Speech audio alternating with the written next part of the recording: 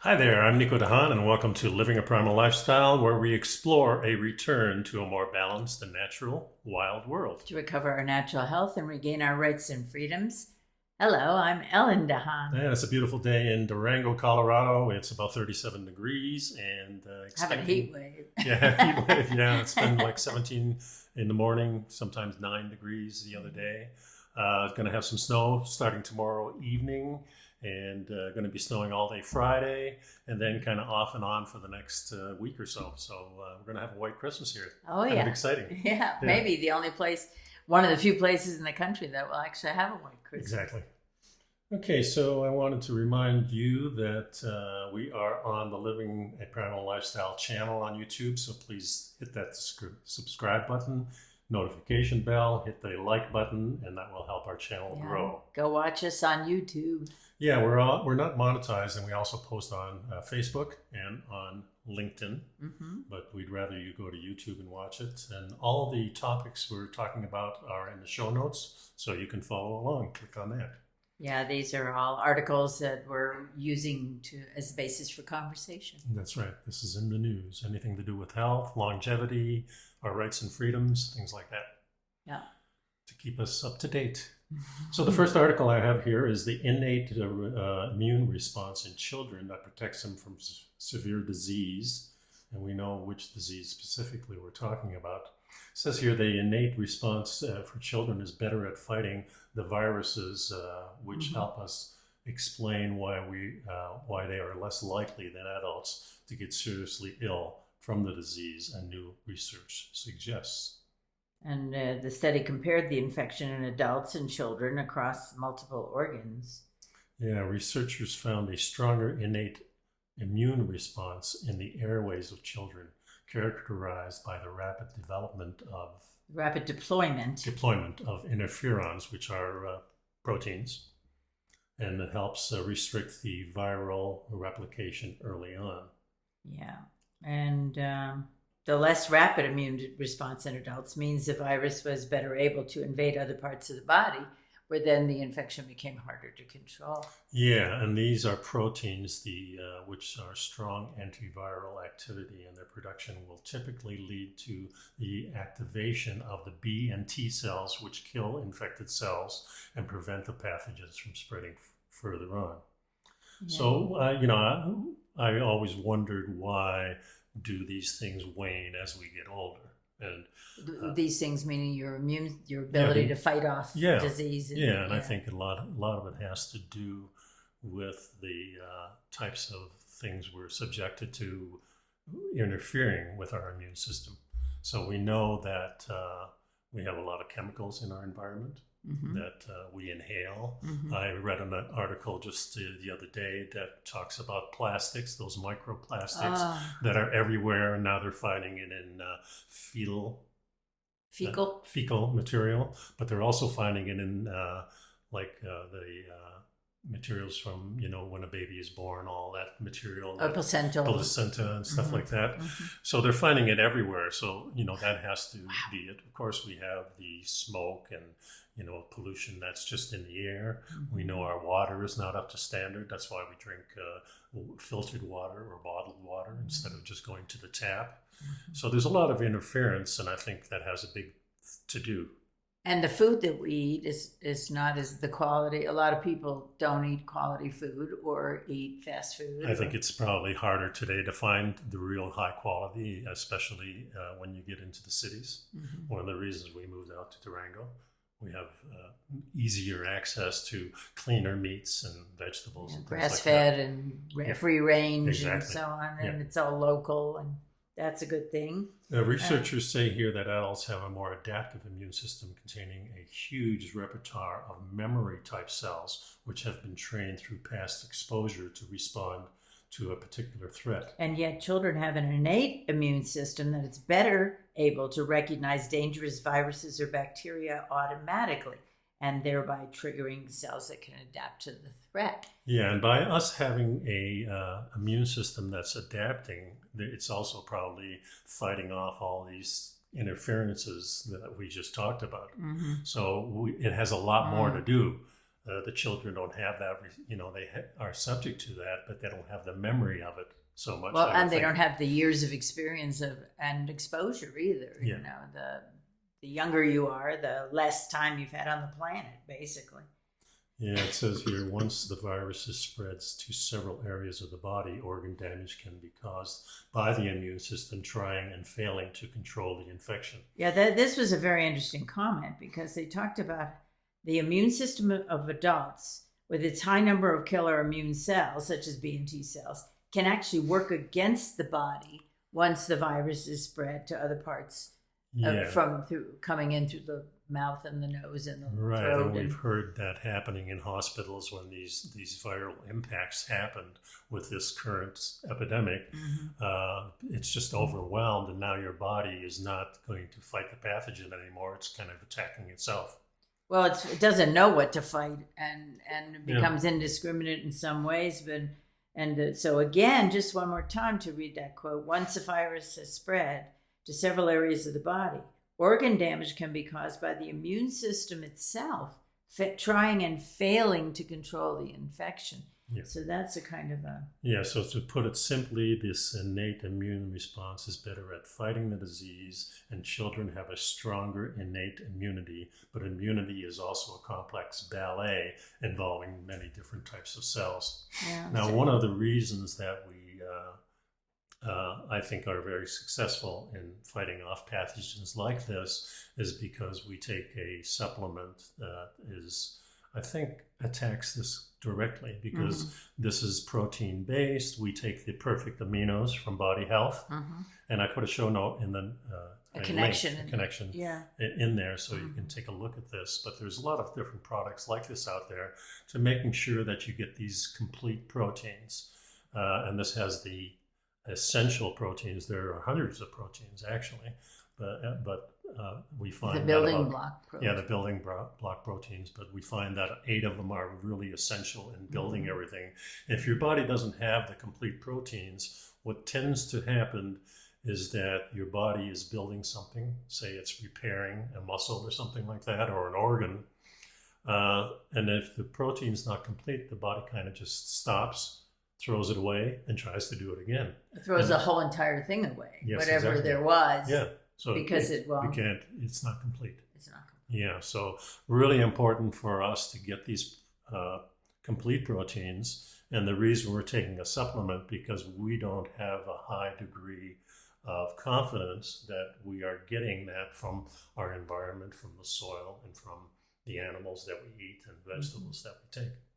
So, and sun and the sun and this everything, time of year especially, and at this elevation. Yeah, because we're not in Florida anymore. We don't have as much access to the sun, and we definitely know that vitamin D plays a huge role in protecting our immune system and boosting it. So, interesting article. Yeah. So here's a Christmas article that I found. Which Christmas trees are better for the environment, live or artificial? And I think automatically we think that, well, artificial, because we're not cutting down trees, and cutting down trees probably is not good for the environment. If deforestation is rampant in our culture, I mean the rainforest, and yet the article states the same: artificial trees are reusable, which makes them convenient and seemingly environmentally friendly. But live trees, cut tree, is actually more responsible choice when it comes to the environment. And the point that they're making here this information comes from the executive director of the Nature Conservancy in their New York office. The tree farms are constantly replanting. The idea is that the trees, so it's a renewable resource. Yeah, replenishment. And it's natural, it grows from the ground and so on. And what do trees and plants use for their life? Right, carbon dioxide. Yeah, so it makes a lot of sense. And this is why when we see articles like the rainforest being cut down and the Amazon being devastated because people want to farm and have animals. They want the medicinals and, Yeah, but if you're wanting the medicinals, I would think that you're going to actually just take parts of the plants and not deforest it. Yeah, one would think. Yeah, well, that's true. So artificial trees, on the other hand, are made of plastic, which comes from fossil fuels. Like Christmas trees are recyclable and biodegradable, whereas fake trees are not.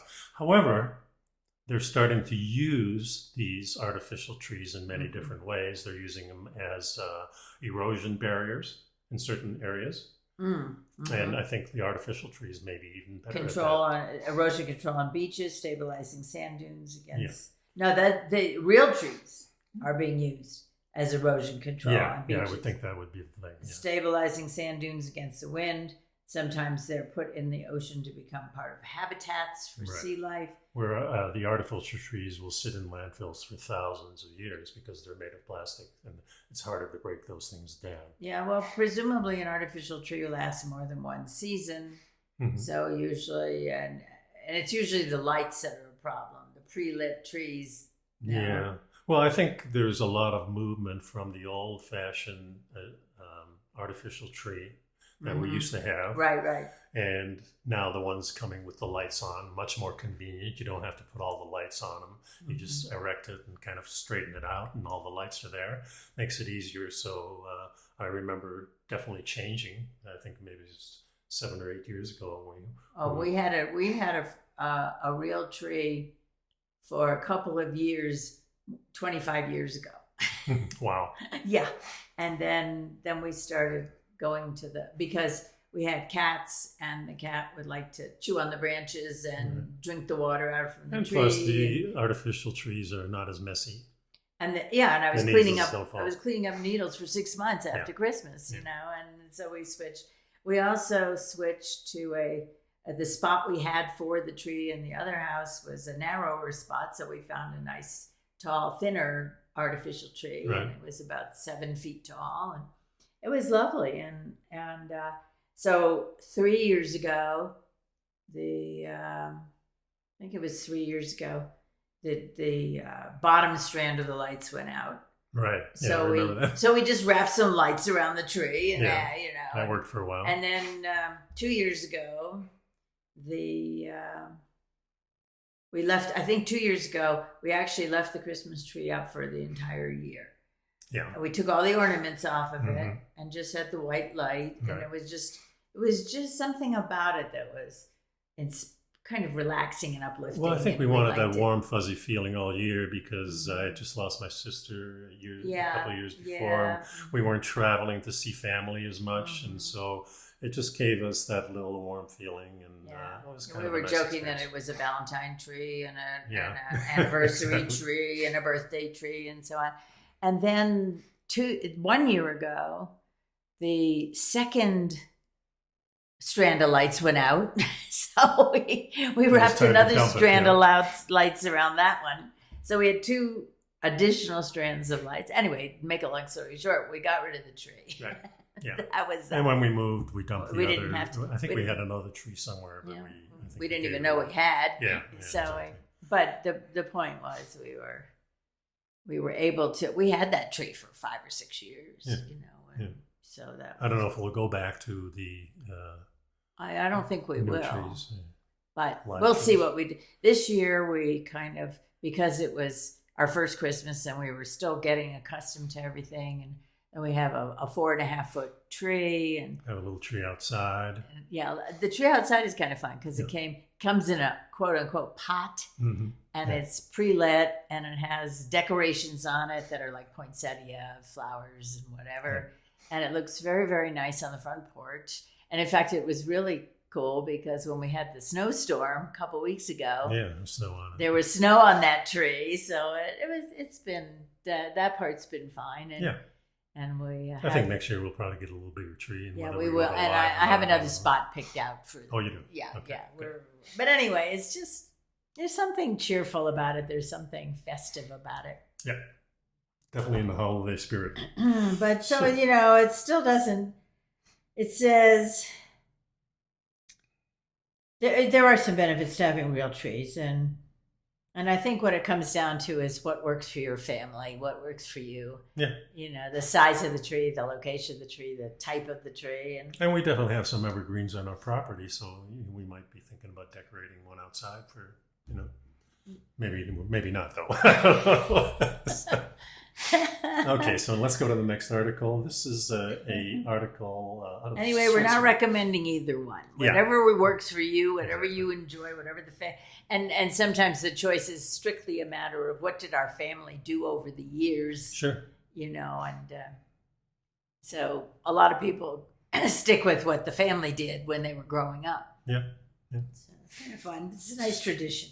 So this next article comes from globalnews.ca, and it's called "Suicide Pods Are Being Developed in Switzerland, Providing Users with a Painless Death." I want to go on record as saying that this article is not something I would have originally chosen as an uplifting Christmas article, but by the same token, it really does raise some interesting issues. Yeah, it does. First of all, the pod is printed from a 3D printer. Correct. So and it looks kind of like a really cool space pod too. Yeah, so it's kind of neat. Yeah. And it's currently assisted suicide in Switzerland means swallowing a capsule filled with a cocktail of controlled substances that people put themselves in a deep coma before they die. Now, in the United States, this is not allowed because there can't be any assistance. So if somebody is so bad off that they can't swallow, well, all right, let's back up just a hair here. Okay, it's going to develop this a little bit more. Okay. The question really is, there are a number of countries that allow assisted suicide, and some countries that allow self administration of the means by which you end your life. So the ones that allow it are the Netherlands, Germany, Belgium, Luxembourg, and Canada right now. There's and Sweden. And Sweden, yeah. Mm-hmm. And Switzerland. Switzerland, Switzerland. And so what's really going on here is that there's a number of laws have been passed allowing a person to take their life in case of extreme illness, cancer, gradual debilitation that leads to inability to move, extreme pain, all kinds of things like that. Yep. But then another issue has come up, and that involves the laws that say that you have a right to die, but no one can help you.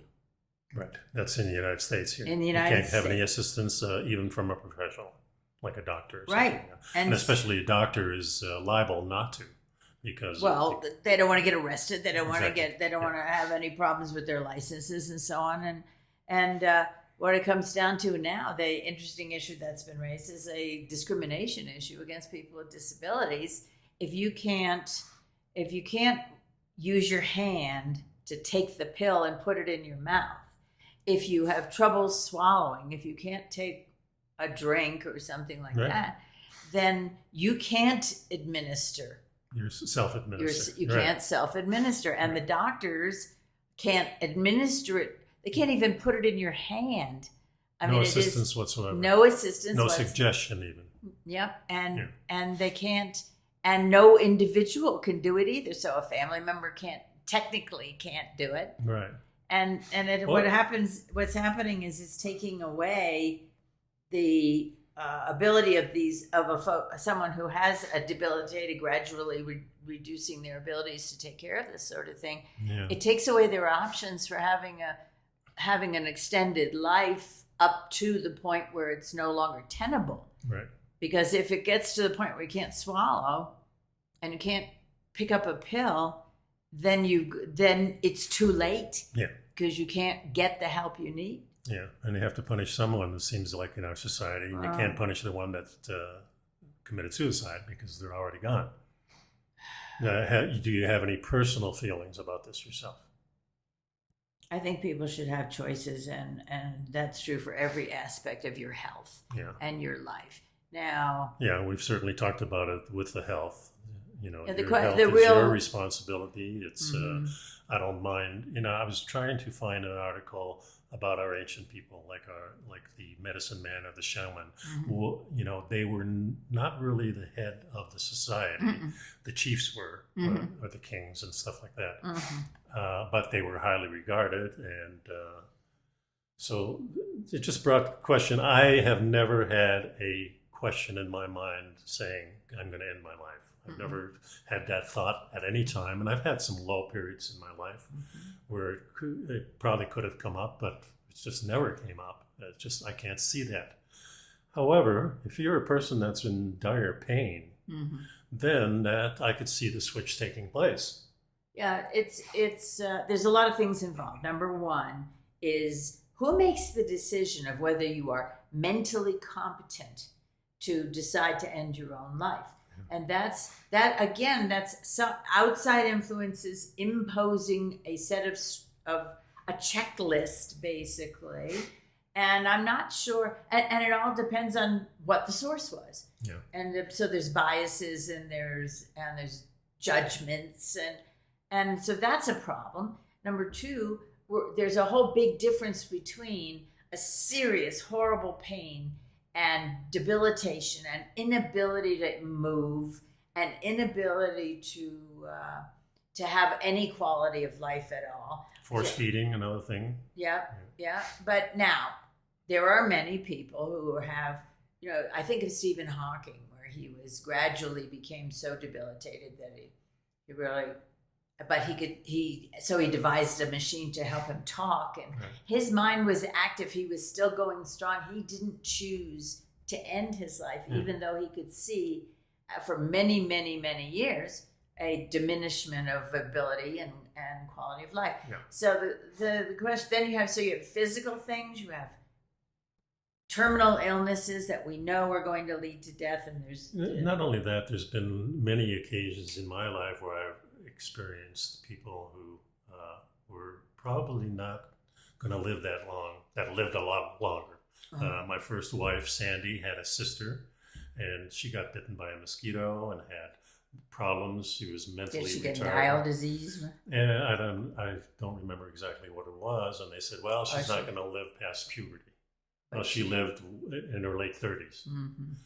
And maybe even longer than that. I really don't remember. Yeah. Well, and so the same thing is true of Down syndrome children. I mean, in the 60s and 70s, they'd say, not going to live into teenage years and put them in an institution, whatever. But today we have medical care, we have stimulation. There are things that parents can do. Then there are schools for children who have disabilities and so on.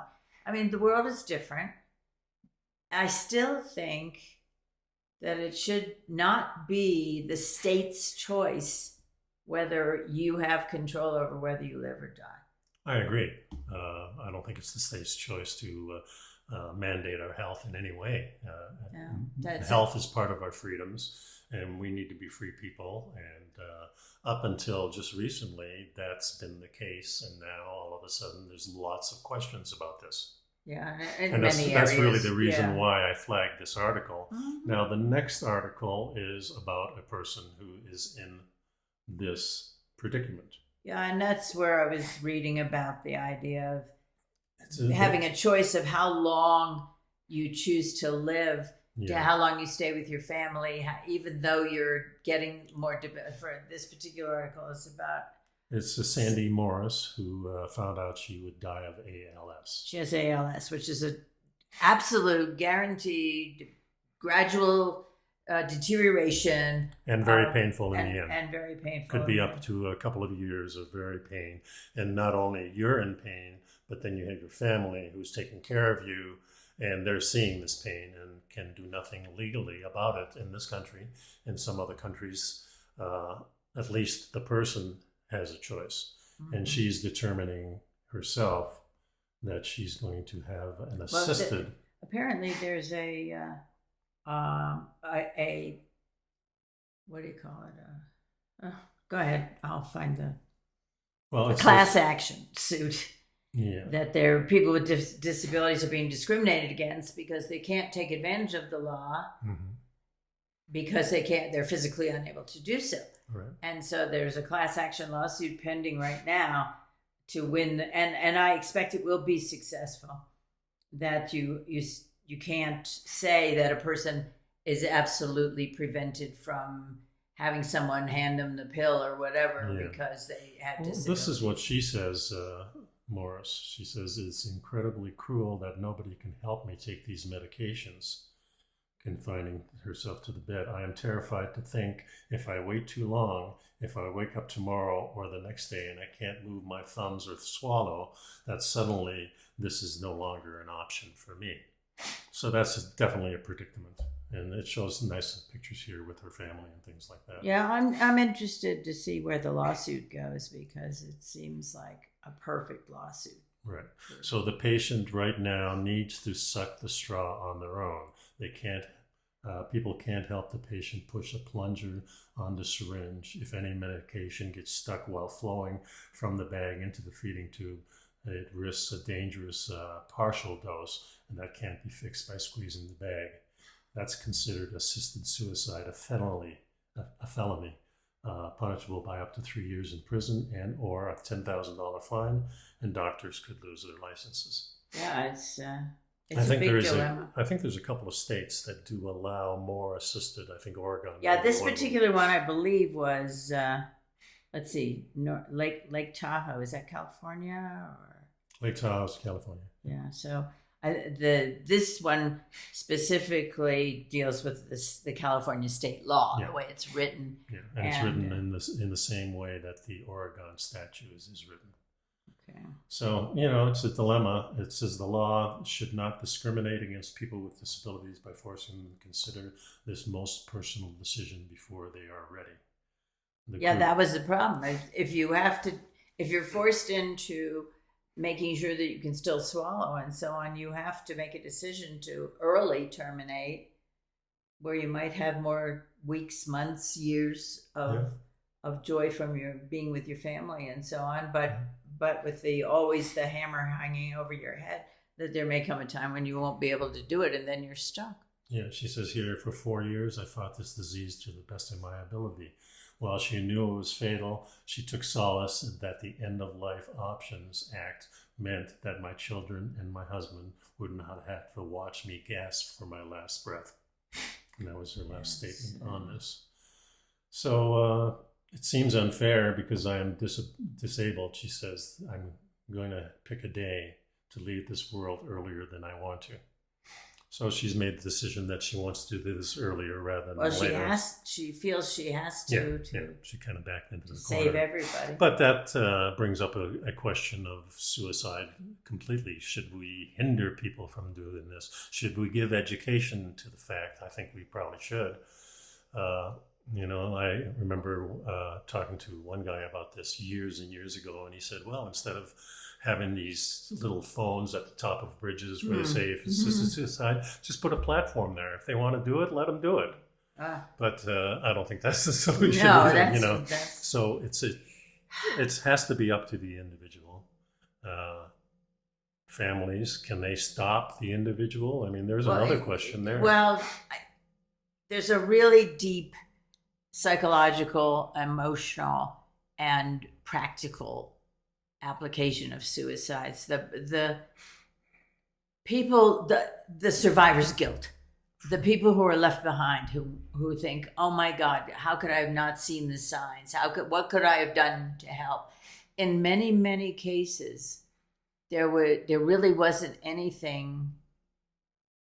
Sometimes the depression, the depth of the depression is a chemical thing, it is what it is. The people have to deal with it. I don't know. There are cases, obviously, where you could help, and there are people who have been helped and prevented from committing suicide.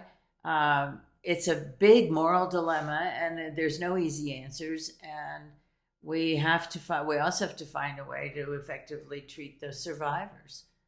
Yeah.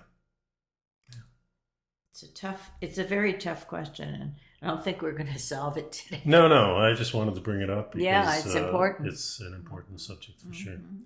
Okay, the next article we have is The Secret to Hospital Design was solved 150 years ago. Why did we ignore it? Boy, this is fascinating. I had no idea. You've all heard of Florence Nightingale. Yep. Well, maybe some of the millennials haven't heard of Florence Nightingale, but a lot of us have heard of Florence Nightingale. She was a nurse during the Crimean War in the 1800s, And she was a brilliant woman. And if she'd have been born today, she would have been a surgeon or a doctor, but she not only was a brilliant nurse, but she actually designed the ideal way of building a hospital. She discovered the efficacy of fresh air and circulation of air. Yeah, and remember in the 1800s when she was there, hospitals were mostly concerned with what we're concerned with the last couple of years. In other words, pathogens or viruses that came in. They hadn't done so much surgery. Yeah, they fixed the bone here or there, but certainly heart disease and all these operations that we do that are so advanced and help us so much are not available. So my thought on this whole thing when I started reading it, yeah, it's a great design for the type of medical hospitals that we use during wartime, where we set up something really fast because it's needed in a certain area, and problems are solved. And I never thought it was a good idea for people with a virus of some kind to go into a hospital where they're doing surgery and other things that have nothing to do with it. All mixed together in the hospital, and bacteria, and then a closed air system. Which they bring up in here. Yes. Yeah, the sealed windows that don't open, and the closed air system that continues to circulate the bacteria and the viruses and things in the hospital. The article starts with talking about an outbreak of cholera in the Soho neighborhood of London in the 1850s. Yeah. And a doctor discovered this broken sewer pipe that was dumping human waste into the drinking water. So, and by simply shutting that down, solving the problem. And that led to some revolutions in how cities are built, how neighborhoods are built, where the plumbing lines were laid, and so on, which dramatically reduced the spread, the rapid spread in one intense location. Yeah, because at that time germs weren't really known. It wasn't really known that that kind of the thinking of our ancient ancestors, where you go to the bathroom downstream, but upstream is where you get your water. So it made sense to those people why in a big city like London, and it was a big city even in the 1800s, that they didn't have that parallel going on. Well, the problem was that the pipes were bursting and that they weren't structured. And they were side by side, or had access to, when it broke, it then ran into the other water and so on. And we've heard, remember the Flint, Michigan thing years ago where the lead pipes were still in use there. And that caused the problem. So we have a lot of problems in modern design because of thinking a different way rather than thinking about health and ventilation and all that. Well, so then in, let's see, what year was that? In the 1850s also, one of England's most famous engineers, his name was Isambard Kingdom Brunel, and he was tasked with designing the portable military clinic for the Crimean War, and that was where. So he designed something that was a flat pack prefabricated emergency field hospital. It was a single ward, lightweight, made of wood, covered in a thin layer of tin that acted as insulation. It was extremely well ventilated, series of openings running under the eaves, 2 long rows of narrow windows. Even when they were shuttered, the air was still able to get in. There was a rotary air pump at one end of the structure that was hand cranked for ventilation. This really was the first military style. Before that, the people kind of just laid in the fields and slowly died away. Yeah, they did. The ones that were seemingly healthy enough to survive were probably carried off by their friends and compatriots and things like that. But it says each ward was designed to be self-sufficient with its own lavatory, nurses' room, storage facility, and surgical theater. Yeah. And then the field hospital started the construction on May of 1855. Less than 2 months later, and it continued to grow. Yeah. And ultimately it went from 300 soldiers to 2,200 beds. And they were able to build little modules that attached on. Yeah. And it was interesting because by the end of the war, the mortality rate at that particular hospital was around 3%. And a nearby barracks hospital where Florence Nightingale worked, mortality rate was 42.7%. Yeah, almost half the people died. So that's when she started looking at all of this stuff to figure out. Very interesting. And she presented an extensive list of standards. For example, wards would be no more than 2 stories high. Beds would be at least 3.5 feet apart. All woodwork should be finished in such a way to allow for quick washing and drying. And then she wrote, the importance of all, the first canon of nursing is this: keep the air breathable. The patient breathes as pure as the external air without chilling him. And I mean, fresh air. Can you imagine? What a concept. Yeah. And she did architectural drawings. She did all kinds of things in her notes, and very interesting. And she actually was credited with her design was called the Pavilion Ward. And it started by the late 1800s to be deployed around the world. And she really was instrumental in so many and just the idea alone of knowing that fresh air is a big help to these types of problems. Airborne pathogens. Yeah, and going back in the last couple of years, we have been told to stay inside, and even going outside, you wear a mask. It just doesn't make any sense because the safest place is outside. Yeah. Unless, of course, you're so crowded, then it makes sense to cover up in some manner.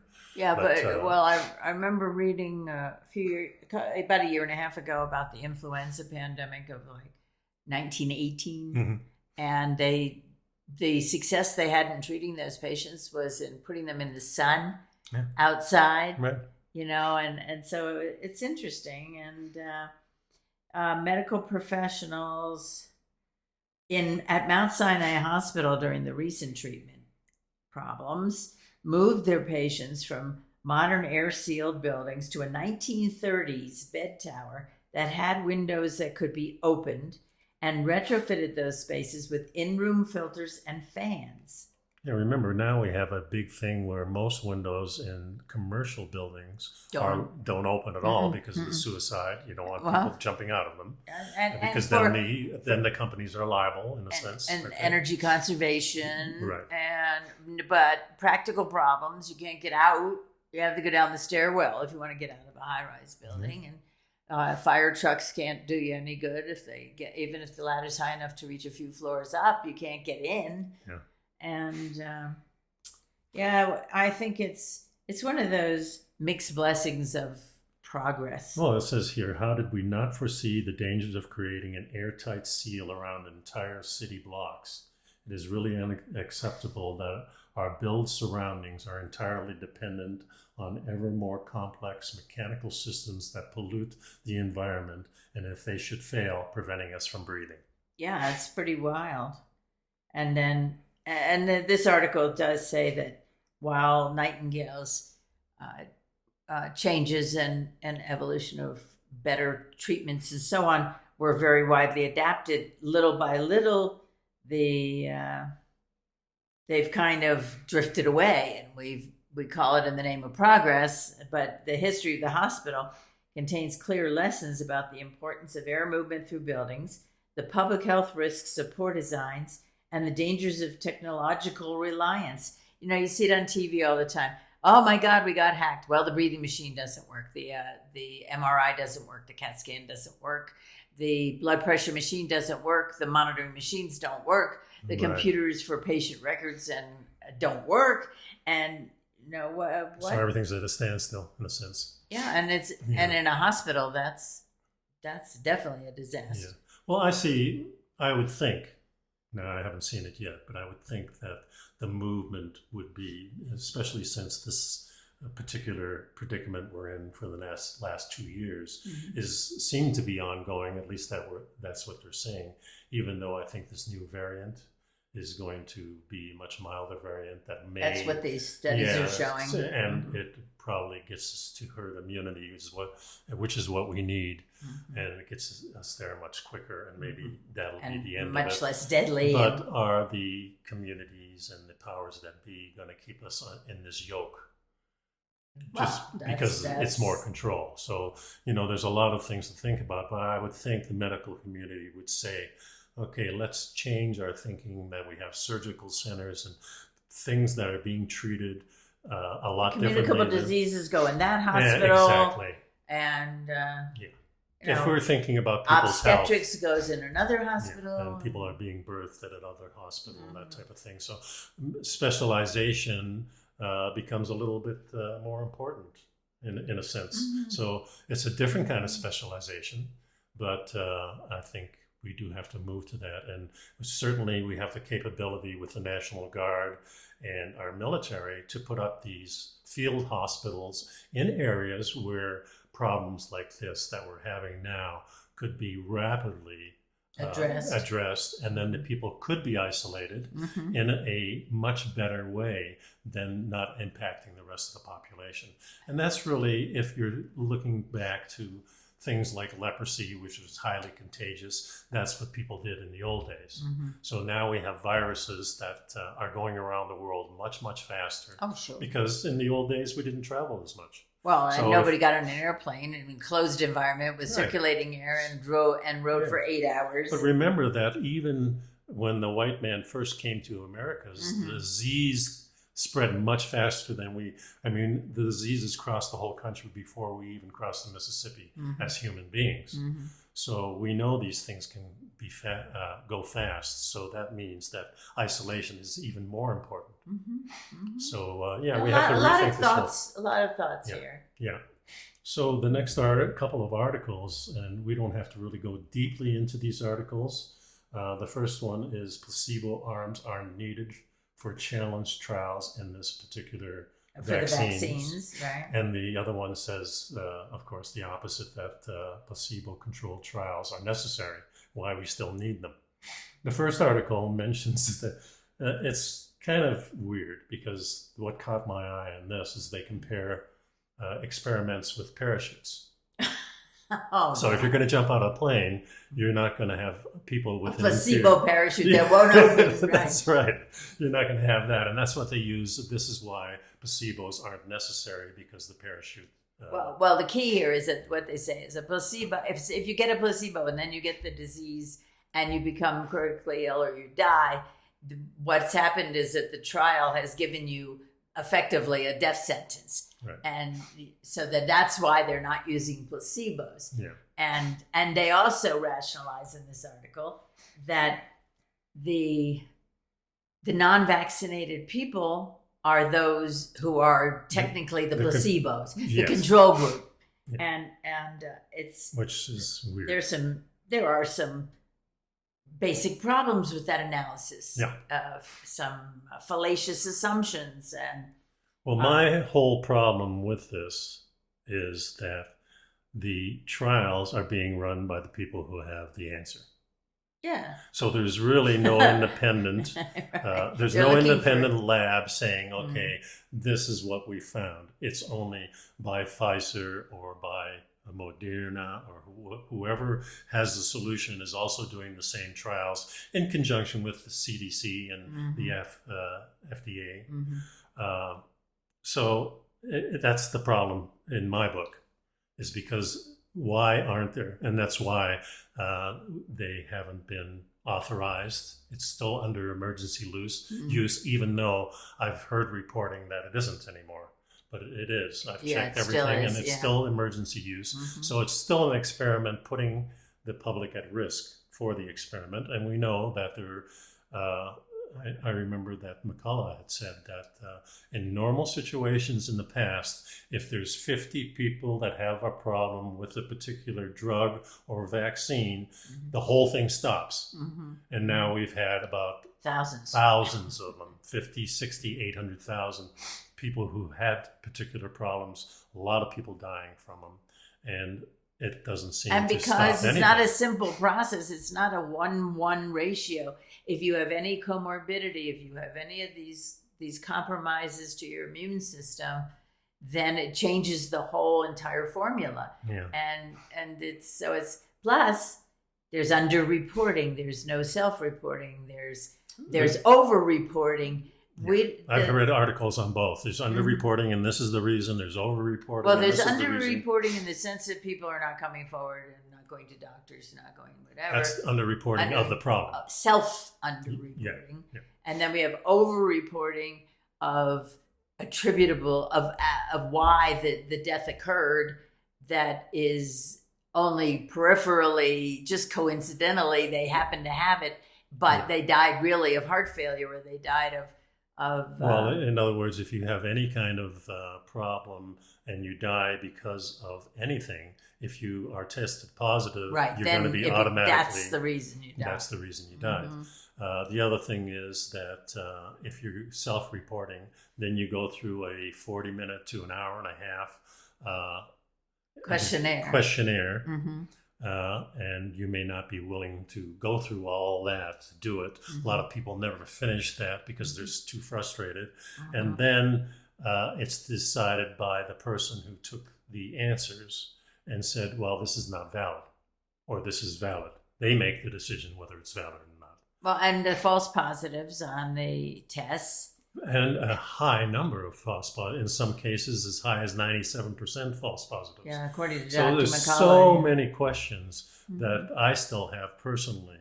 And I think a lot of people are saying the same thing. Well, you can't come to a conclusion if you don't have all the facts, or even most of the facts. And if the facts that you have are based on speculation or estimation, and the numbers that you're speculating and estimating about are not accurate because of a whole lot of reasons why they wouldn't be, then it's really puts you in a dilemma of what to do. And then there's still only one answer. You have to take this particular thing, and it's the only thing that's available. There's only one solution offered. One solution when we know there are other solutions, because some of the top 50 doctors in the United States, people who are really credible. 300 doctors. Well, now 300, whatever the number is, we know that vitamin D helps. We know that just gargling and spraying things up your nose really stops the pathogen in its path. As it were. Yeah. We know that the things like the perfect aminos, the proteins, will help boost your immune system. We know that multivitamins can help. We know that probiotics are something. Yes, because there was we did a presentation a little bit. So there's so many things that you can do to boost your immune system, and orally, nasally, if you do it every day, the pathogen takes a while. It kind of takes 3 or 4 days. They say this new variant, but the old one takes up to 5 days in your nose or in your throat before it migrates anywhere else. So this is for sure using Listerine or Scope and anything like that. And now we have a lot of these mouthwashes that have been used in hospitals as antiseptic use in Walgreens or wherever you go, Costco or wherever. Readily available over the counter. Yeah. So this is, I think, it's going back to the shaman or the medicine man not being the head of the society, not being the chief, but all we hear is the chief talking about the solutions in our society right now. We have the president and whoever the president may be in whatever country is the one that's saying, do this, do that. But it's never the solutions that we're talking about, like the mouthwash, like the nose spray. Alternative. There's no other alternative. The vitamin D not being offered. Supplements, get in the sun, stay outside, do exercise, watch what you're eating. Lose weight. If they were really concerned about this, maybe shutting down all these fast food places would be a big answer right here. But no, of course not. That would wreck our economy. But look at our economy anyway. Even though the stock market's doing well, so many things. We shut down the finest restaurants in the world, but McDonald's is open. I mean, it makes no sense at all. It wasn't open at the height of the shutdown, the lockdown. But well, maybe not. Well, I'll tell you what. Town, they've been building a McDonald's since we got here, so it's 6 months. Yeah. Apparently, it opened yesterday. Oh, it did. Because when I drove into town yesterday morning, the line was out the door, down the road of cars going through the drive-up. My goodness. Yeah. So we see how backwards everything is. Yeah. And, on this program, we try to make a sense of it all. And we certainly don't have the answers. I think we have the answers for ourselves. Yeah. And that's what we're trying to bring to everybody. But even though we have answers for ourselves, we're constantly researching, constantly checking, looking for reliable sources. And even in this last 2 years, tweaking what we do. We have. In the last 2 years, we've changed things that we've done.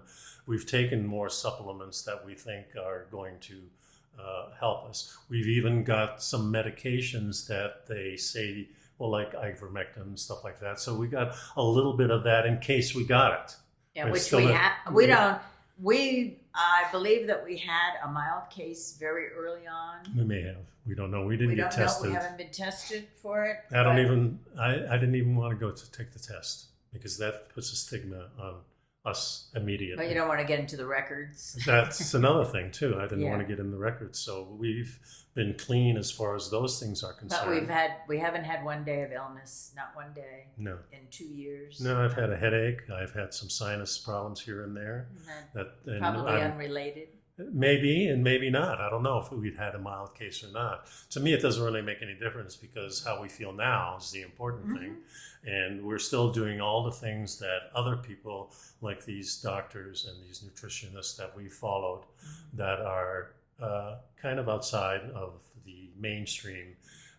But they're mainstream to us because we're not really going along. And we're not saying that these vaccines are bad. We're saying if you need them, if you think you need them, it's your choice to take them. But it should be your choice. It should be your choice. And there shouldn't be this stigma around if you're not vaccinated, you're a second-class citizen. You're not going to be allowed in certain places. I mean, I think the private sector has... I think it's all illegal. Every bit of it is illegal. And but, I'm not going to bring the test case. We'll see how things go. I mean, you're not allowed to discriminate in any other way, whether it's a color or race or religion, anything like that, or if you're a man or a woman or transsexual. You're not allowed to discriminate, but if you don't have a certain type of medication, you can't come in here. But that's private property, and they can make the decision. But now we have large companies that are doing it. Yeah, but it's still private industry. Yeah, but remember, we have a ruling in the United States that these large companies are considered the mainstream. And mainstream to us means that you have access to them. You mean public? Yeah, public. Yeah. So the commons, there used to be the old commons, like the common road. Certainly we have toll roads and things like that, which I'm against also. I would rather see all these things that everybody has a right to use being common. Well, toll roads were created because you have to pay for the infrastructure. But so do the commons. The commons are paid through the infrastructure by everybody. Yeah, but now it's only the people who can afford to go on these toll roads are paying for it. Yeah, it's called a user fee. Yeah, but it's a private property instead of a different thing. So I don't know. It's, we had that whole thing when we first moved to Florida back in the 70s. We had this only one road was allowed to, with the superhighway. There was only one going down to South Florida, and that was the turnpike. And the people who lived in the area where the turnpike stopped it from going any farther until I-95 was finally built. And that was in the late 70s, I think. And then finally you had another road to go besides A1A, which took you hours. Oh, we're getting far afield. Yeah, we are. So, anyway, that's both of these articles for the placebo and against the placebo are in the show notes, so you can kind of go over themselves. It's not the only articles. These are kind of the opposing articles that I found. Just giving each position. Yeah, and you can definitely Google many, many more. But it gives you something to think about and kind of make up your own mind about what's what and what's good for you. Okay, so it's Christmas week. Yeah. And so it should be a time for reflection. Time for families to get together, friends to get together, time thinking about good food. Communicate with people you haven't talked to. Also giving people presents. Not tied to our economy in a sense that I'm giving you something, now you have to give me something. No, here's a present, I don't need anything. That type of thing. And this is always the fuzzy feeling that I had around the holidays is because people gave you things because they wanted to give you something. They wanted you to enlighten you of certain things. Oh, we could do 14 shows on the art of gift giving. Yeah, we certainly could. But what it comes down to is the only advice I could give you for gift giving is look at the person you're giving the present to. Is it something they would like? Don't give people gifts that you like. That's really, and then so from that we evolved into, here's my list. And then from that we evolved into just giving money. No. I'm saying we as a family, the extended family. Then we evolved into just buy yourself stuff. No, it wasn't that. It was for me. Your sister and I would go shopping on Black Friday, and that was a nice tradition. I would keep an eye out, and she would say, "Oh, I really like this." And I would say, "Oh, I really like that." And then we would kind of go our separate ways and buy it. Mm-hmm. And then it was Thanksgiving. So 30 days later, you didn't even remember what the heck you said you liked. Yeah. And then you could open it and feel good about it. And I really think that the popularity of Amazon and these delivery programs is much more than the convenience of having something delivered. It's a present to open, and the box to open. Let's see what's inside. And so I think that's part of the charm of presents. In fact, we ordered a bunch of stuff, and we've already opened all of it. Yeah, I know. So we have cards now we can open. We have cards, right? But that's just because we do it a certain way, and we've kind of evolved into that in the last 5 years. We'll see how it goes as now that we're here and whatnot. But it's one thing for sure. We love that we're going to have a white Christmas because that's kind of. I remember the show that my sister and I first went to in the United States. The first movie we saw, which was the White Christmas, and that has become a staple throughout our history. When you and I got together, we watch it every single year, and we know every line in the movie, but it's still fun to watch. We know the songs. But it's still but we still enjoy it. Yeah. And this year we've watched a few Christmas movies from the Lifetime channel, and that's been kind of fun. Yeah, Hallmark type movies, and they have a kind of a formula, and some of them are a little bit more cheesy than others. Yeah, some are hokey, but we still have tears in our eyes at the end. So it's kind of, they always have a little underlying message, and a lot of family getting back together and reconnecting with people you knew, and so on. And so reach out. And call somebody you haven't talked to for a while, or send a card, or get together with them if you can. If you can, but I'm thinking these days everybody is so dispersed, and certainly the people you grew up with are nowhere nearby, and so the world has changed, no doubt about it. But there's always positive things when things change, and that's the way I'm looking at it. We have to look for the positive things. We certainly do. And we're here. We care about you. And we wish you well. A very, very wonderful holiday season, and a happy Christmas, happy Hanukkah, and Kwanzaa, and anything else you celebrate. Yeah, celebrate winter it. Solstice, and so on. And if you're alone, you're not alone. You're not alone. Just know that you're not alone. Yeah.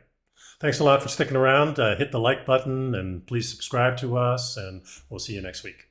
Bye-bye. Be well.